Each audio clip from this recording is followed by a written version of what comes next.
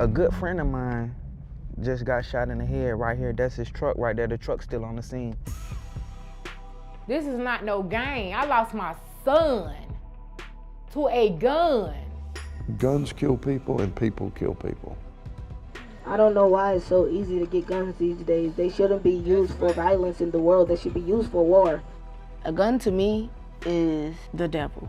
A gun is a gun. It's gonna do what it's meant to do. It's gonna kill.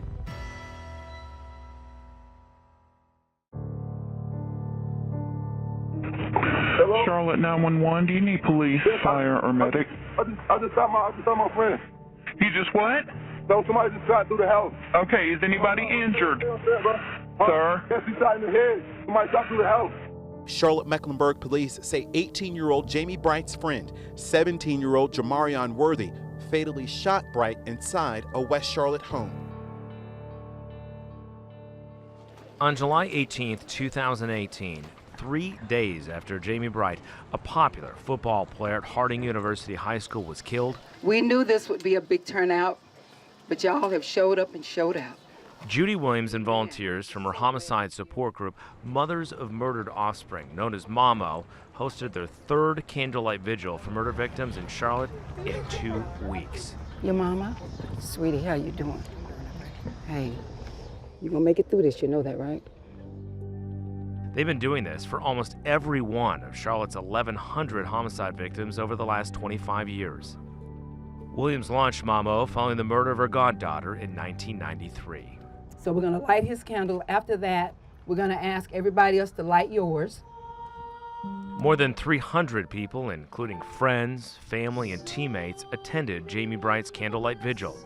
You may start to light your candles. If you have a cigarette lighter or a lighter, go ahead and start lighting and help the person next to you who may not have one. That young man was wonderful. He loved his teammates. He loved his coaches. He loved his family. The young man was full of love. And he was a dog on that football field. He was like a big brother to me. Is there somebody else?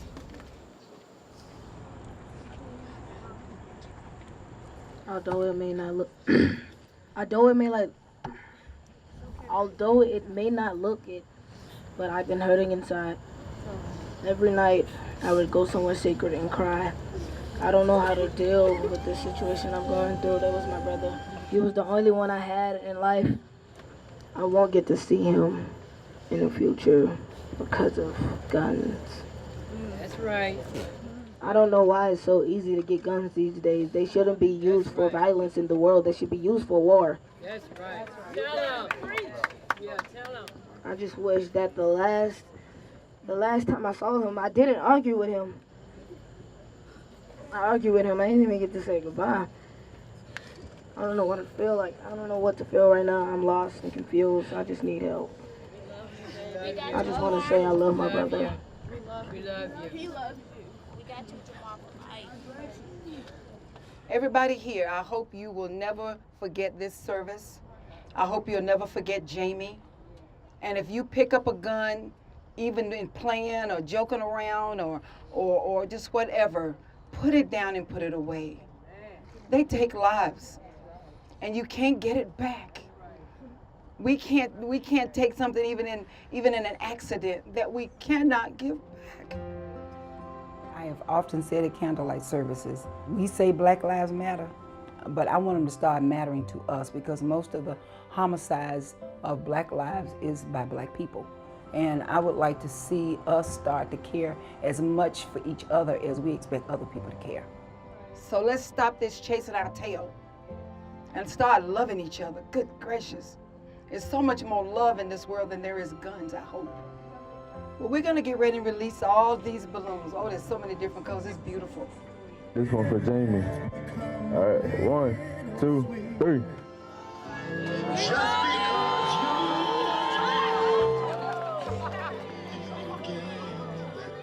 I want you to look for the balloon lights. They'll make a letter in his name at some point. It made a J, okay.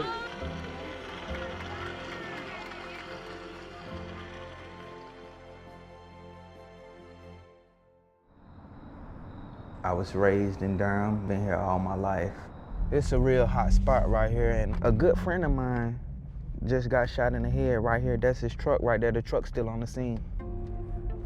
It's always been rough since I can remember, since I was young. 36-year-old Kenvelis Parker is no stranger to gun violence. He grew up in Southside Durham, as recruited to join a gang in 1994 when he was in the 7th grade. Gangs, it hit so hard in Durham that it was hard to not be a part of something. Just being associated with it can lead to a lot of things. Being around the wrong people, making bad decisions. I made a bad decision, involved with gangs. I'm gonna just give you a little tour of the neighborhood, the South Side, where I actually caught my charge, what sent me to prison. In 2000, at the age of 17, Kenvelis was arrested and charged with the drive-by shooting death of 15-year-old Dominic Prince. He was convicted of second-degree murder and served a 13-year sentence at Central Prison in Raleigh. I've been around violence pretty much all my life. It ain't nothing that I ain't done when it comes to violence. Over the last 20 years, Durham has consistently ranked as one of the 10 most dangerous cities in North Carolina in terms of gun violence. But since 2015, it's escalated. The SBI reports more than 800 people have been shot and 129 killed by gunfire since then. And the death rate for black males ages 15 to 34 is 8 times higher than the state average. We know gun violence is a problem throughout our country, and we were having a lot of gun violence shootings, especially black men in our community, youth, and it was really devastating.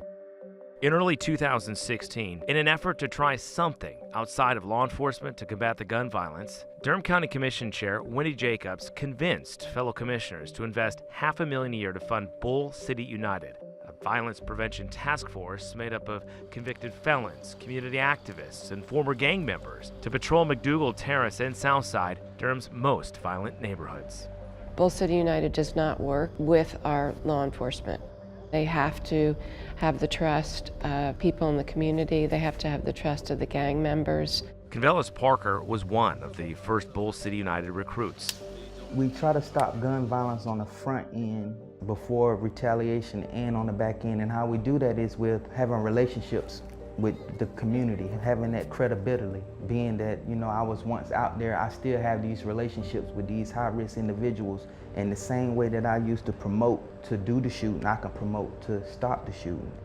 Update on the recent shooting in TA1. You know, we all know the person that was injured or whatnot, but we definitely gonna jump on that shooting response and canvass the neighborhood and let them know that, you know, in this side of town, in this area, we ain't tolerating no shootings.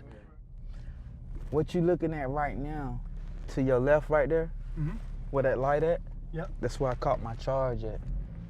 Right here. Right here. Now, you come by here a lot? I come by here every day. This is where I work at. So I'm actually doing the work where I actually caught my charge at, in the same community. Now, what goes through your mind when you see that place?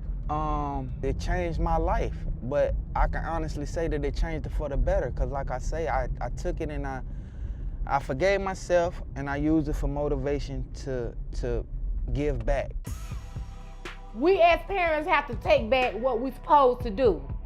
My son is not here no more. My whole life is changed. Oh, God, Jesus, Lord. Guns are an instrument of death. They're designed to do one thing, kill someone.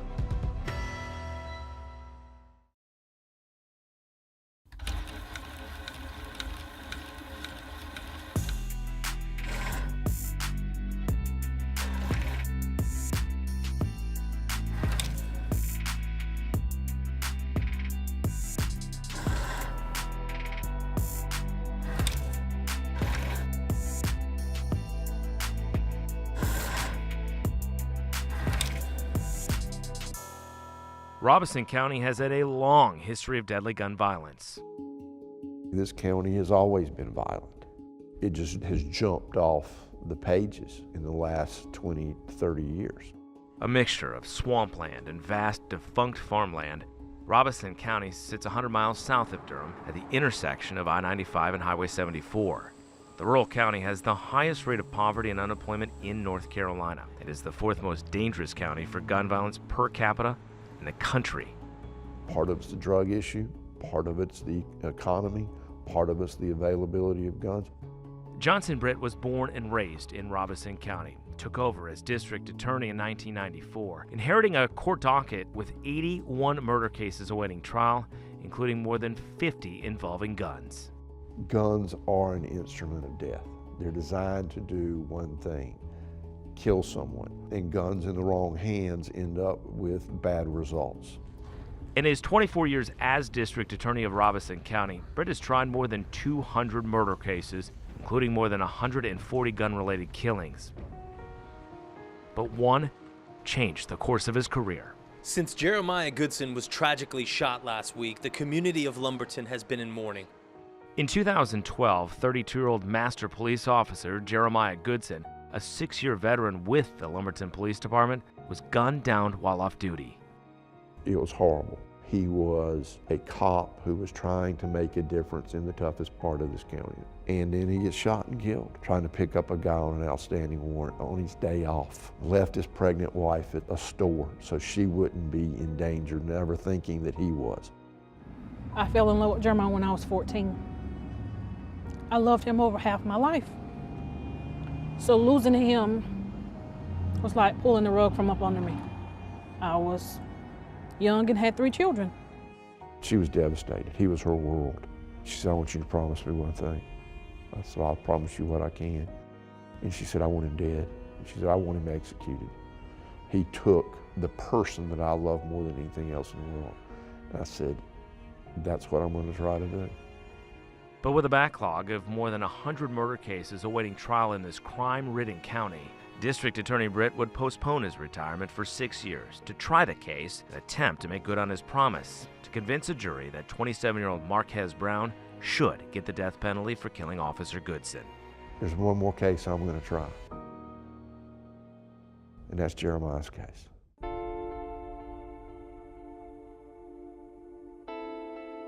I always wanted to get a tattoo with all my kids' name on there. Mardisha, Tanisha, Jamie, then Jamar. I got 4 kids, but I only have 3 here with me now. I'm like, I just don't know how I got in this situation. 2 weeks after the candlelight vigil honoring 18-year-old Jamie Bright, who was shot and killed in his West Charlotte home, his mom Lakikar and brother Jamar began the healing process. I kind of fell into a depression when this happened. I didn't really talk to anybody. Not a day goes by without me thinking about him. When we were at his funeral, when they closed the casket and they put him in the ground, it was like this blue butterfly. It flew around his casket. It means an angel is watching over you. It's a miracle just to see one.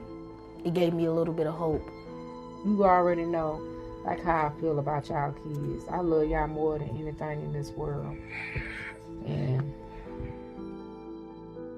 just to see one of them be taken from me like that, that's just not right. It's not fair. It's not fair that my youngest son got to grow up without his brother. Or my 2 oldest daughters got to grow up without their youngest brother. It's not fair. This is not no game. I lost my son to a gun. He in his house and lost his life. All because somebody want to be tough and thinking that it's cool to walk around with a gun. It's not cool. It's not. And my son is not here no more. My whole life is changed. It's changed. We're on our way to see Lakikar Bright. Hey, how you doing? How you doing? Judy Williams and Mama's work doesn't end at the candlelight vigil. She continues to offer counseling and support to families like the Brights who've lost loved ones to murder and gun violence. God got something for you, but He's only going to tell you when you're ready to hear it, when you're ready to accept it. You know, you will. And you will. I'm not ready. Well, I know. Oh, God, Jesus, Lord. 18 years ago. 18 years. I sacrificed. I changed my whole life. And it's not going to be in vain. And it's not going to be in vain. Jesus. I promise you that. What you gotta do is just keep trusting and allow him to keep leading you. You gotta keep moving forward. Because you know what? You got other children who need you. Your other kids still need you. Tragedy comes about to change the world. This is your chance to change the world. That's what we're trying to do, is change the world and make it a better place for us all to live in. And we gotta do it for the kids that are coming behind, Jamie and your grandchildren. Yeah. We gotta make it better. A gun to me is the devil. Well, I'm so proud of you, bro. That's my try to do something. Ain't know me. I wanted to share my story to influence the people that was like me. Never before in court had I broken down like that.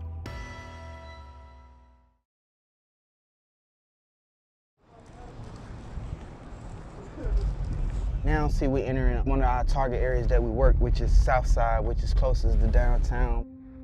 1 year after Bull City United started patrolling the toughest streets and neighborhoods in Durham, shootings and gun-related murders in their target communities of Southside and McDougal Terrace dropped more than 40%, while shootings in Durham as a whole continue to increase at a double-digit pace.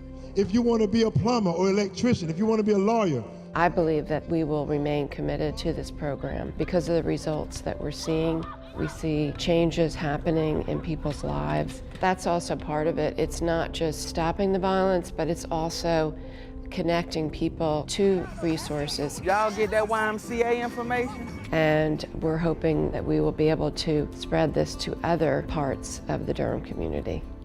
We push the peace on them, and they follow suit, and that's why the numbers are down, because they respect us, they respect the movement, and we're just trying to show them change, man, and give them some hope.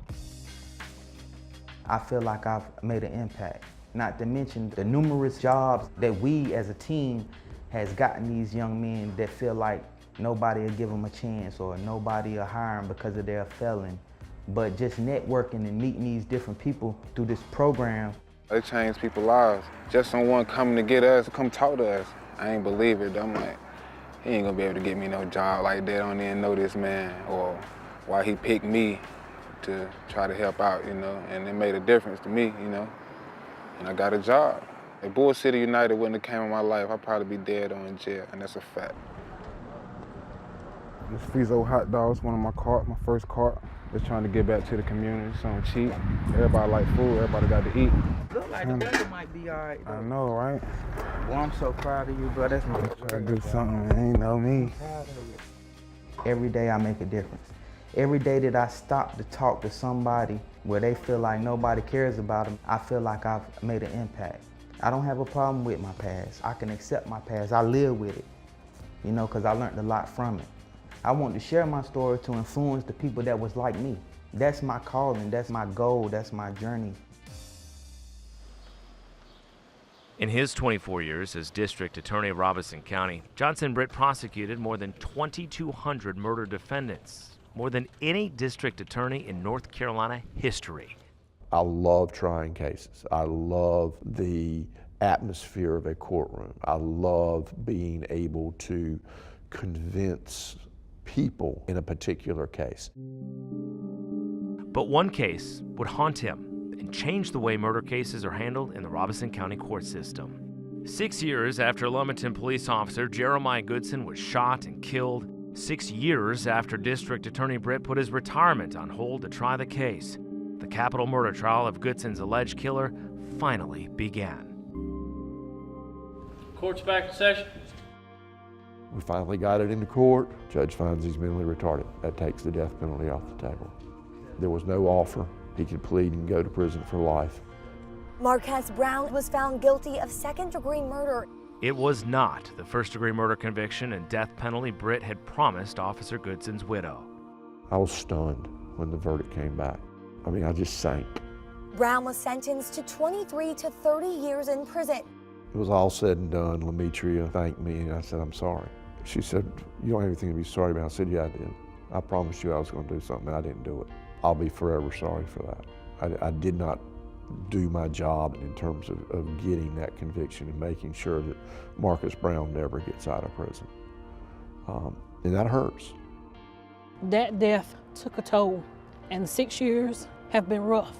He postponed his retirement just so he could be here says a lot about him. He did his best, and we appreciate his work. That's exactly right. You learn. As a result of the Goodson case that took years to bring to trial, District Attorney Britt invented the murder docket. The Superior Court calendar focused exclusively on murder cases, clearing the way for them to come to trial faster, so families like the Goodsons wouldn't have to wait years for closure. Murder docket came about as a result of having this huge backlog and trying to bring some organization to when were we going to try these cases, what needed to be done to get everybody prepared to try these cases. 5 months after the Goodson trial ended and putting the murder docket into place, Britt publicly announced his retirement at an annual ceremony honoring Robeson County murder victims. For those of you who don't know Jeremiah Goodson, he was a police officer here in Lumberton, shot down in cold blood in the parking lot at the Shell station. The most profound victim impact statement I've ever read, I read in the sentencing of that trial. And it was from Jeremiah's 6-year-old daughter, Journey. The letter began, "Dear Mr. Badman, I want to know why you didn't love my daddy. My daddy taught me to love everybody. I wish my daddy was still alive. I want to be a princess when I grow up because my daddy said I was his princess." And as I read that, I cried. Never before in court had I broken down like that. It was that profound. But I also realized at that point that it was time for me to move on. So for the first time in a generation, there will be a new district attorney in Robeson County. I say it's the hardest job in the state, not just in Robeson County, it's the hardest job in the state. But the truth of the matter is I've loved it. I love what I do, but the realization is it's time for me to do something else. But a final surprise goodbye and thank you stopped him in his tracks. Hey. Hey. How are you? How are you? Good to see you. It's good to see you. It was awesome being able to see him on a more positive note. He did his best, and we appreciate his work. And I think Jeremiah is very grateful for that. He's looking now, he's happy. Thank you for reading my letter. Thank you for writing your letter. It's an amazing letter. It's an amazing letter. You loved your daddy, you still do. We all loved him. It was a very, very moving letter. Your daddy would be proud of you. It's okay. You know Daddy's proud, don't you? He watches you every day, right? To the day I take my last breath, I'll always honor him. Thank you. Thank you.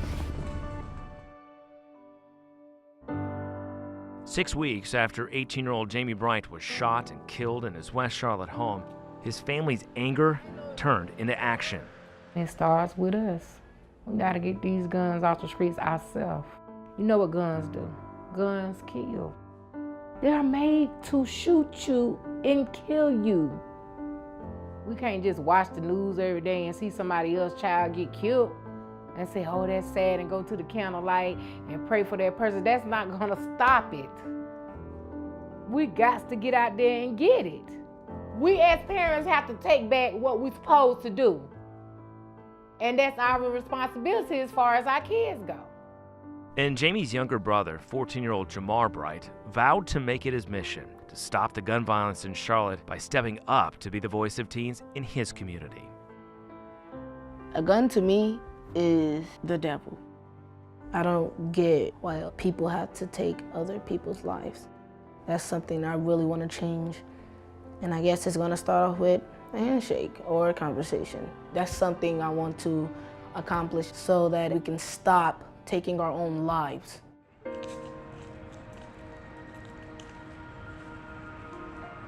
Look at his tree, y'all. Look at Jamie's tree. This is tree. What you put? You print on there? Yeah, we're gonna glue these on here. Mama, you wanna start? Let Mama do it first. What you want me to do? You want to put his whole name? You the one who named him Jamie. This is for my grandson. It's like when I do something positive for him, I feel so much better. And I know he's somewhere just smiling like, look what they're doing for me. Especially got grandma out. Mm-hmm.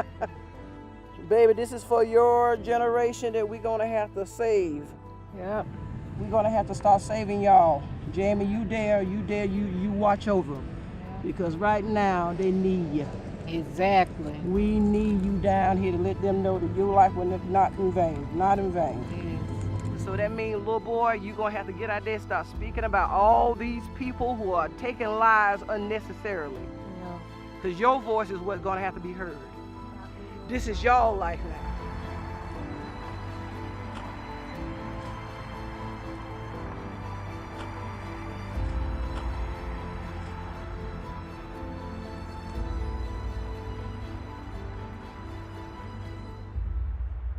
This is for the future of my generation.